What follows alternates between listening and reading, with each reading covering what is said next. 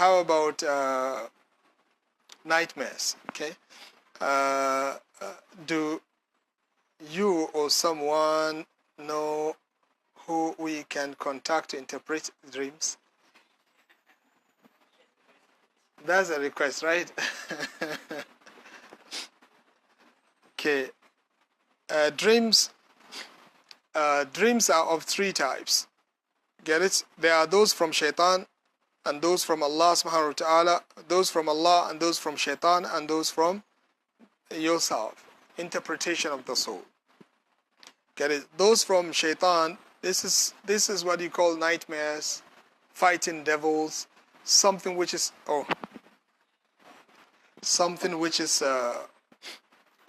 do you call, against the common sense. You see, you know that this one is rubbish. Okay, these are usually from shaitan, and usually the causes of that is you don't sleep upon the tahara. You don't make wudu when you sleep. You don't recite those mu'awwidhats, nusus that will protect you. Usually, you don't do that. That's why they come. Because I can guarantee you, in most instances, if your life is like this, you make wudu before sleeping. Get it? If you can pray, then pray also at least 2 rakat and then go and sleep. Inshallah, you're going to have an empty sleep. Get it? Even the good dreams also might not come. Very fresh sleep. So you relax and get it. So that's the first one, the one that comes from shaitan. Get it? Including the wet dreams also people are seeing. That's why Prophet doesn't see that. A prophet cannot be played with shaitan. That's why they don't have it. So I'm just motivating you to practice this sunnah. Do not sleep except upon wudu. So that's the first one. Get it? The other type is the one that is a translation of what you are thinking about. Get it? People who want to marry, they see a lot of dreams. You want to travel, you see a lot of dreams. Somebody promised you something, you see a lot of dreams. So these ones are usually the translation of the soul. You have a straightforward dreams, especially those which you see at night when you sleep before Fajr, especially those which you see before Fajr, even after Fajr. Get it? A dream that is straightforward. These are the dreams that are not against the common sense, and they could be translated. Get it? A person can go and look for an interpreter to interpret the dreams. The Prophet ﷺ used to interpret the dreams. He used to ask them after every Salatul al-Fajr, is there anyone amongst you who saw a dream? If somebody says yes, and then the Prophet ﷺ translated for him. If nobody, sometimes if he has a dream, he would tell them his dream, and he will ask them to translate the dream to try first. And then if they are wrong, he tells them the correct answer. So we learn from this that dream interpretation is possible.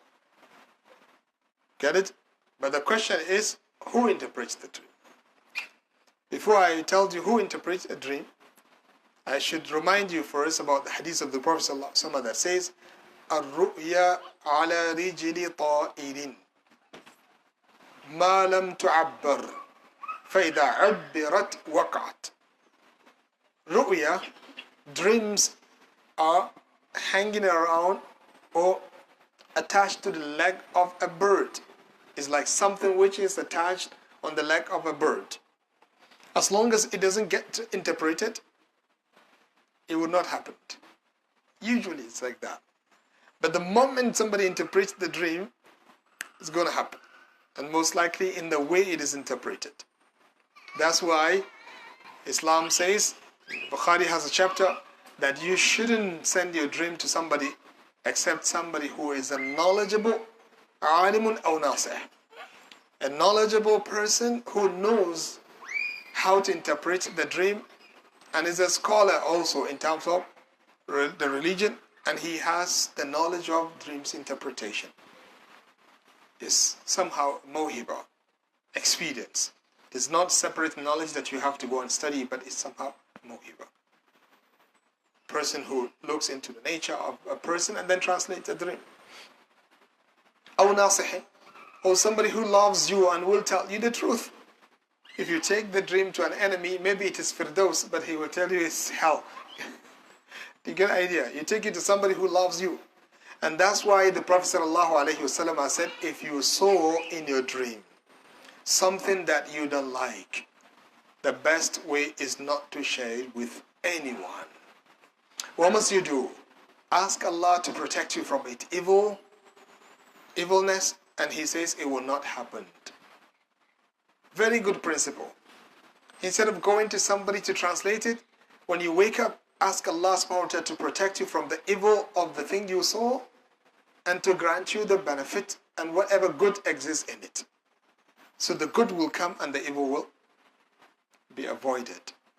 That's the best advice I give people. When you see a dream, it's one of the two things.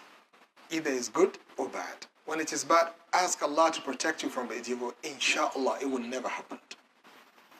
Very simple concept. But if it is good, then you can share with others. But these others have to be somebody who really loves you. And who is that person?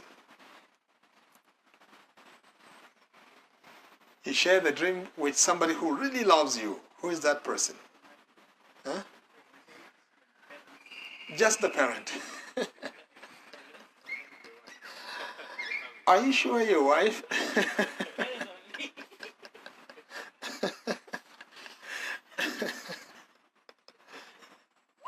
Are you sure about the wife? But how about she telling you? I think this one is okay, right? Because you don't get hasad. You'll be so happy, so proud of having somebody like this. Do you get the idea? But anyway, if you believe that your wife loves you, the Prophet ﷺ said, you can tell her. And if she believes you love her, do you get it? Which I doubt. I'm just kidding. The Prophet ﷺ said, she can tell you also. You get it? But you shouldn't say it to somebody who doesn't, because I'm telling you, it invites hasad. That's why you have to be very careful. Even brothers, it invites hasad. So you saw a dream, a good dream, just keep it with yourself. When it happens, then let them see it by themselves. Get it? So take this in mind, that the best is to just keep it with you and ask Allah to protect you from evil. But don't share it with others. Get it? But who to go and look for interpretation? I said somebody who is a scholar and somebody who knows how to interpret the dreams. You get it? And he has some experience in that. Get it? That's the only one that you can go and look for interpretation. Other than that, be very careful. Get it? Because it's really strange. It's really strange. It's really strange. And sometimes you might disturb yourself. Get it? You might disturb yourself. So dreams could be interpreted based on that which you see. That's why if you see a dream, I give you some principles here. If you see a dream, you see Muhammad.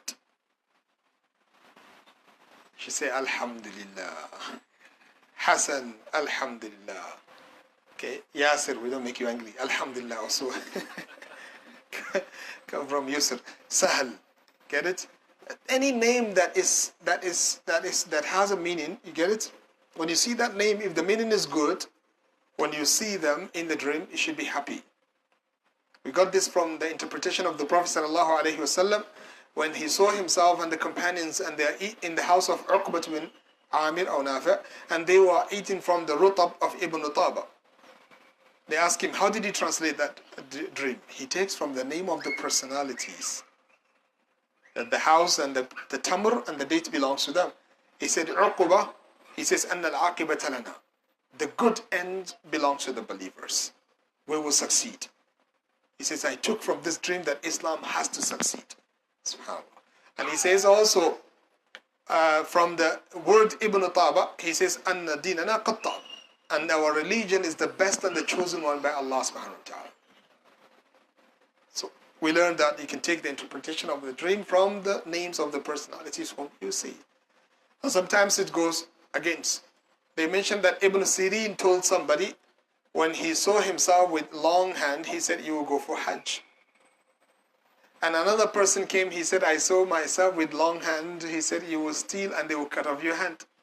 What is the connection between Hajj and... And they both have the same thing. This one went for Hajj and the other one stole, they cut off his hand. So these are dreams, get it? These are dreams. But as I said, you should look for somebody who can translate, and you should be very careful. You get the idea? You should look for somebody, and look for somebody who is smart. There are some scholars, okay, they are smart, but they are very straightforward. Get it? They're very straightforward. They will say, I don't care. This is the truth, he has to know. No, but wisdom is supposed to be there, right? The story that you know of that person who lost his teeth, all of them. And he got among those scholars who doesn't use wisdom sometimes in interpreting the dreams. He told them, Sheikh, I lost my teeth. And according to what the interpreters of the dream says, teeth, every teeth has somebody that it's representing in your family members. The up and this one. They will tell you, if you lose the upper teeth, which one? They will tell you, most likely so and so and so among your family members might die. When? Allahu Alam. So this guy asked him, he says, Sheikh, I lost my teeth. How? All of them? He said, yes. He says, Subhanallah. That means you're going to lose all of your family. Are you sure? He said, yes, you will lose all of your family, no exception. Now, how do you think the life of this person will be? He will be looking at his children and his father and his mother and his wife as what? Living dead ones. That's living ones. So dunya was upside down in his case. But is it a correct interpretation? Yes. But the message, the way he sent the message is wrong. They mentioned that he met Ibn Sirin and he told him, Sheikh, I saw a dream, but I told one of the scholars and he told me I'm going to lose my family. He said, what is a dream? He told him, I lost all of my teeth. He said, no, that's wrong. Who told him that? The man says, Alhamdulillah. Okay, Sheikh, what is that? He says, actually, Allah is going to put barakah in your life in a way you will be the last person to die in your family. The guy says, Alhamdulillah. But what is the difference between the first and the second? No difference. They might die at once and he dies afterwards, right? But the way he said it, again. So may Allah subhanahu wa ta'ala grant the sister somebody who can translate her dream, but not in Bulugh Maram class. Okay, so that's it. I guess you get something, inshallah. Look for somebody who can do the translation to get you the translation. Could you answer for the last part of the question? Do you know who somebody who do the translation? I used to know, but now I don't know anyone. Okay. Could you explain the element it was sold to Umar? Oh, okay. The words, I guess. The event, it was said to Umar. I don't read makhtutat. When they said he's running away from Qadr, and also what is manfa'ah, could you explain again about non-Muslim living in the Arab countries, and also a riwayah bil-ma'na? So many questions. Okay, no problem. I will get them all. This is the event of Ta'un. Ta'un is the epidemic, the plague that happened in a place. When you have Ta'un in a place, then there will be no in or out. Those who are inside cannot go out. Those who are outside, they cannot go. They cannot come in. In Islam, this is the principle, so that you will not go inside and get infected. And also, if you go out, you might infect others who are not involved. So when somebody told Umar, if you don't go in, you are running away from the Qadr. Umar said, no, we are running away from Qadr to another Qadr. Okay. The second one, manfa is a benefit. You get a user fraud. I have a car, I rent the car to you. The car doesn't belong to you. You don't own the car. The car is mine. But you are getting the benefit from it. Get it? This benefit, we call it manfa'ah. And also, Islamically, the non-Muslims are not supposed to be living in the Jazirat al-Arab. Arabian Peninsula, that area is not supposed to be occupied by anyone except Muslims. The Prophet ﷺ said 2 religions should not exist in that place. And the last one is narration with ma'ana, is you take riwayah, somebody told you something, you don't say the same text he mentioned. You put it in your own words. This is what we call narration with ma'na. Get it? You put it in your own words. Just like when you are translating the lecture of somebody, the best way of translation is not to go with ma'na because it might not make sense. You put it in your own words, you convey it. This is what we call narration with ma'na. Barakallahu feek. Our time is up, but ask your question. I hope it is very small, inshallah. Rolling.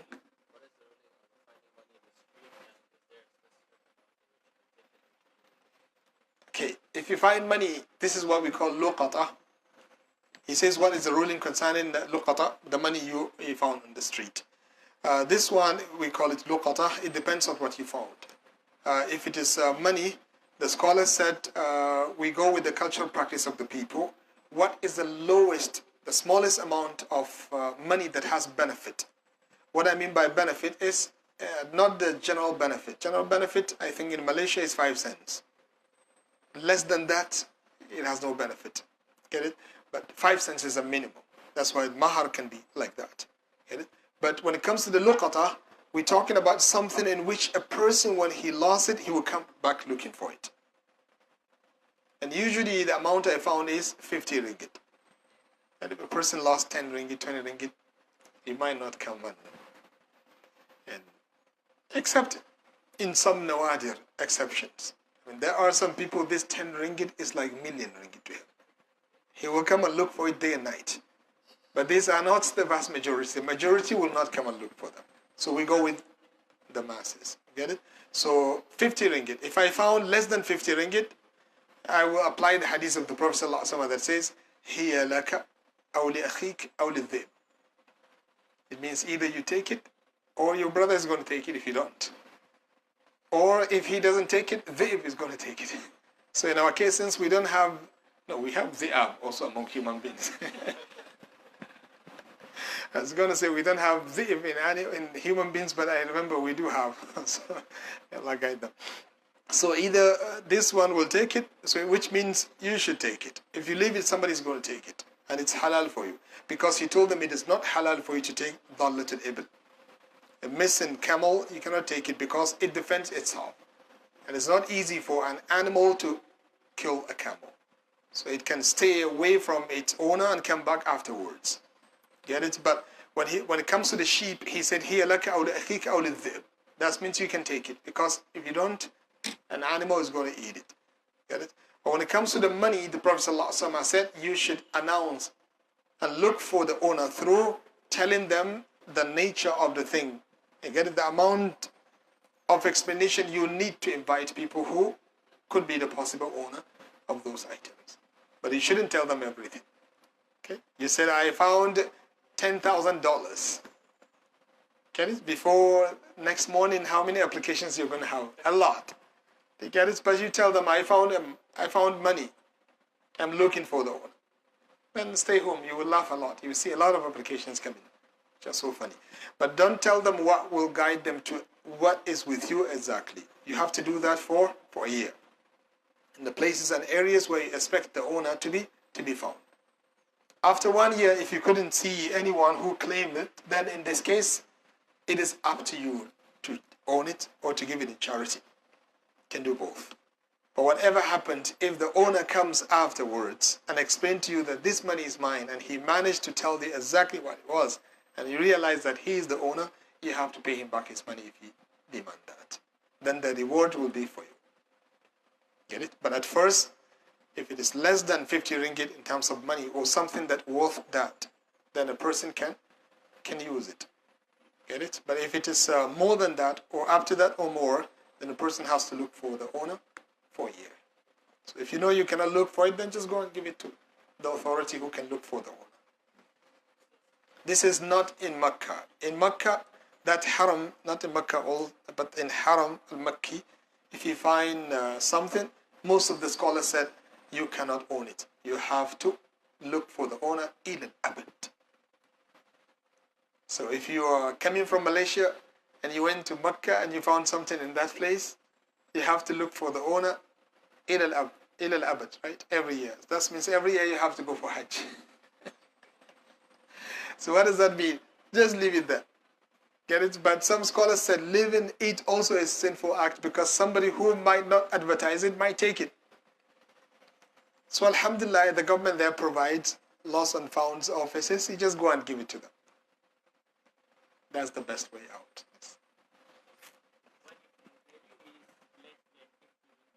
But we can take it. But if there is something which the value is less than 50 ringgit, but what to say? I mean, the value in terms of monetary value is less than 50 ringgit. But in terms of benefit, is more than 50 ringgit. This one you look for the owner.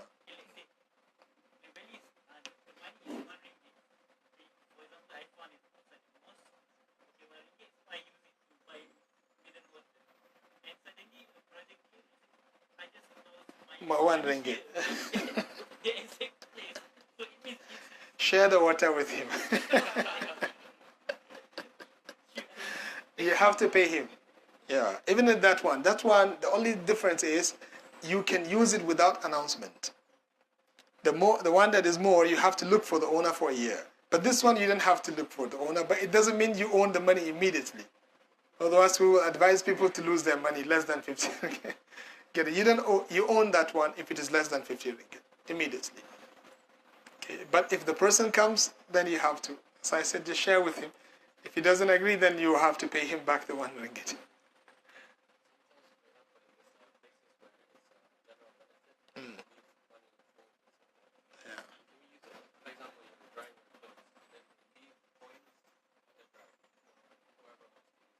If you know that the culture of these people is to leave money, the question is saying sometimes people, when they go to the, what do you call the place? Laundry, right? You go to that place, sometimes people leave coins intentionally so that people might come and need it, right? Because you need coins. Can I use it? Yes. If this is a cultural practice that people do that, I don't need to ask permission. I just use. When I come, I just use that money. But if the thing rarely happened, that means the person forgot it. I cannot use it. I have to keep it in that place. And usually there are places whereby keeping the money in that place and leaving it is better. Because the person will remember the last transit he had. He will come back to the place. Get it? So areas of safety which I know that people will come back and look for them. Then you have to come. Like one place I know. Only one place. Where is it?